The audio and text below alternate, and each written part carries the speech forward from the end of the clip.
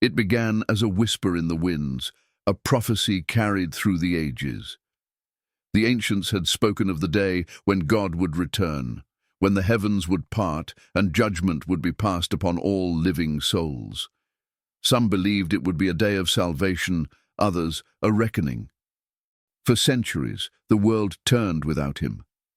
Kingdoms rose and fell, emperors waged wars, and men built their own gods from steel and gold. Faith waned. Hope flickered. The words of the prophecy became nothing more than a tale told by the old to frighten children. Then the sky shattered. The first sign came as a golden rift in the firmament, stretching across the heavens like a wound in reality itself. A light, neither blinding nor soft, burned through the veil of the mortal world. Those who looked upon it wept, not from pain, but from an overwhelming sense of truth, a truth buried deep in their souls, one they had long tried to forget. Then came the second sign. The earth trembled, seas churned, and the stars flickered, as if they too felt the presence of something beyond comprehension. In the east, the elders of lost temples fell prostrate before the light. In the west, people left their buildings, they got out of their cars. They knelt in the streets, afraid of a force greater than any they had ever known. The third sign was not of the earth nor the sky. It was a voice. "Do you still remember me?" It was not loud, yet it resounded in every soul, in every heart that still beat upon the land. Terror and awe filled the world. The faithful knelt, the skeptics trembled, and the wicked, they burned. But deep within the abyss, in the forgotten chasms where the light had never touched, something else stirred. "He has returned," the voice of the void hissed. "Then so shall I." From the depths of the netherworld, from the shattered remains of a time before man, Abaddon rose. He was once among the firstborn of the divine, a warrior of the heavens, a prince among angels. But long ago he had defied God, choosing pride over submission, power over faith. He had led a rebellion against the celestial throne and was cast down, his name erased from the annals of heaven. For eons he slept in the abyss, his power festering in the darkness. But now, with God's return, his eyes opened once more. "You abandoned us," he whispered into the void. "You left this world to us and we claimed it. Now you return to take it back. No, this will not be." From the shadows he called forth his army, the forgotten ones, the lost kings, the beasts of the abyss.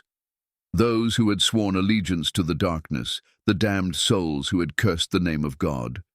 The war was inevitable. God did not raise a sword. He did not command his warriors to march. Instead, he simply lifted his hand, and from the light, the celestial host descended. Leading them was Michael, the archangel of war, his silver armor gleaming, his sword of radiance burning like a star. Beside him rode Gabriel, the messenger, who carried the horn of judgment, its sound capable of sundering the very soul. Behind them stood Remiel, the angel of reckoning, holding the book of fates, where the destinies of all beings had already been written. And with them came a legion of angels, their wings spreading across the horizon, their voices rising in celestial song. The world stood at a crossroads. Would mankind stand with the light? Or would they follow the one who promised them freedom from divine rule? The first clash was like the breaking of mountains. Abaddon's blade struck against Michael's sword, the impact splitting the heavens, shaking the very fabric of the cosmos. The battlefield stretched from the ruins of fallen cities to the peaks of the highest mountains.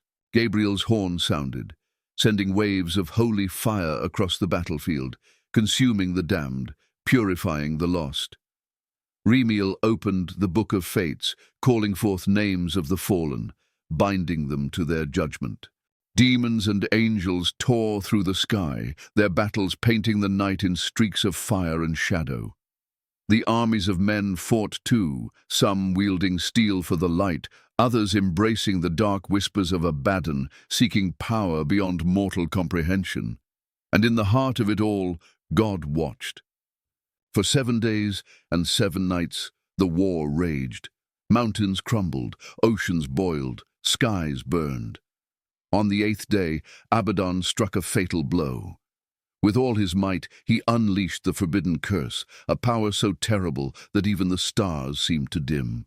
Michael faltered. Gabriel fell to one knee. The angels wavered.